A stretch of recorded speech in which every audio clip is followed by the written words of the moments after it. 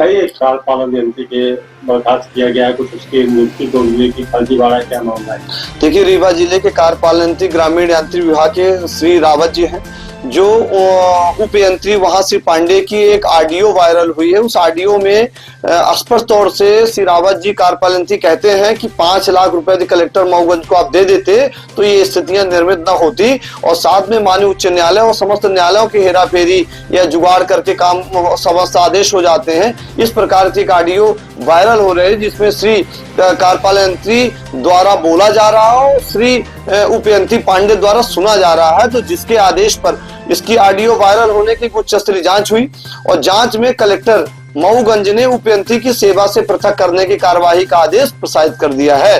इस प्रकार आदेश प्रसारित होने के बाद इस आदेश में उन्होंने स्वयं लिखा है कि वरिष्ठ अधिकारियों के बारे में लेन देन की बात कही गई है, और न्यायालय का सीधे सीधे न्यायालय के बारे में कहा गया कि न्यायालय में भी सब हेराफेरी होती है, जुगाड़ होता है, आदेश होते हैं, गुणागणित होती है। इस प्रकार की बात उन्होंने पूरे ऑडियो में कही है। तो मैं प्रेस कॉन्फ्रेंस के माध्यम से कह रहा हूं कि रीवा जिले में और मऊगंज में जो व्यापक स्तर में भ्रष्टाचार हो रहे हैं, तो क्या समस्त भ्रष्टाचारों को समाप्त करने, भ्रष्टाचार को उजागर न हो, इसके लिए किसको किसको पैसा श्री रावत जी द्वारा दिया गया है। ग्रामीण यांत्रिक विभाग की बहुत सारे जांच यही करते हैं। तो जब जांच में किन किन जांचों को प्रभावित किया गया, किन किन जांचों में पैसा दिया गया, ये बड़ा गंभीर विषय, जांच का विषय है। और श्री रावत जी स्वयं कार्यपालन यंत्री रहते हुए अपनी सेवा पुस्तिका में छेड़छाड़ की गई है, और छेड़छाड़ में समय वेतनमान व अन्य वेतनमान स्वयं दर्ज कर लिया गया है, जिसके लिए प्रपोजल शासन स्तर से भेजा गया है। कमिश्नर रीवा संभाग रीवा ने ही भेजा है, ये देख लीजिए, ये पत्र भेजा गया है। और ये उन्होंने अपने सेवा पुस्तिका में काट छांट की है।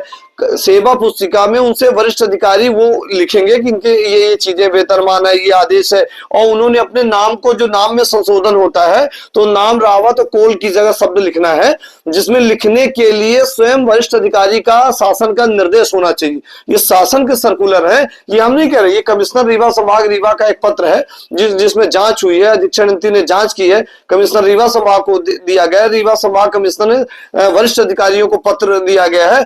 तो इस प्रकार तमाम भ्रष्टाचार हो रहे हैं, तमाम नियम विरुद्ध काम हो रहे हैं। तो तत्काल वर्तमान कार्यपालन यंत्री ग्रामीण यांत्रिक विभाग संभाग क्रमांक 1 के विरुद्ध कार्रवाई होनी चाहिए, और एफआईआर दर्ज होनी चाहिए कि कहां कहां कितना कितना किस कलेक्टर को पैसा दिया गया है और किन किन मामलों में पैसा दिया गया है। ये एसआईटी गठित करके जांच होनी चाहिए कि रीवा संभाग में या पूरे मध्य प्रदेश में जो भ्रष्टाचार हो रहे हैं वो किस माध्यम से हो रहे हैं और कौन कौन कर रहे हैं इसका, और इनका पैसा किन किन अधिकारियों और किन किन राजनीति के कहां कहां जा रहा है, किनको किनको दिया गया है। तो प्रेस कॉन्फ्रेंस के माध्यम से आज ये बात हम कह रहे हैं कि इसकी जांच होनी चाहिए और इनके विरुद्ध आपराधिक प्रकरण भी पंजीबद्ध होना चाहिए।